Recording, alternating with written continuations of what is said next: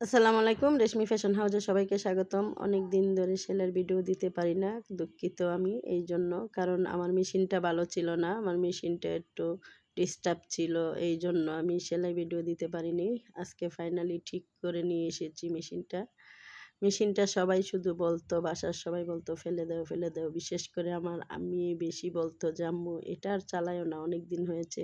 আসলে পুরানা জিনিসের অনেক মহব্বত লাগে, এইজন্য ফেলতে পারি নাই।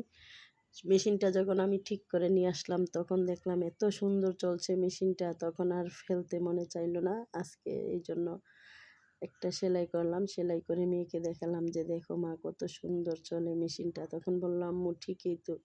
মেশিনটা তো অনেক সুন্দর চলে।" আসলে মানুষও এরকম। মানুষেরও যত যত্ন নিবেন ততই আপনার ভালো থাকবো। আর নারী মানুষের যদি স্বামী যত্নশীল হয়, স্বামী যদি গুরুত্ব দেয় তাহলে মেয়েদেরকে স্বামীর সংসারও গুরুত্ব পায়। আপনার স্বামী যদি আপনাকে গুরুত্ব না দেয়, আপনার শ্বশুরবাড়ির কেউ আপনাকে গুরুত্ব দিবে না। সংসারের বড় ছেলেরা বেশি কেন ঠকে জানেন? কারণ সংসারের বড় ছেলেরা স্ত্রীরে বেশি গুরুত্ব দেয় না।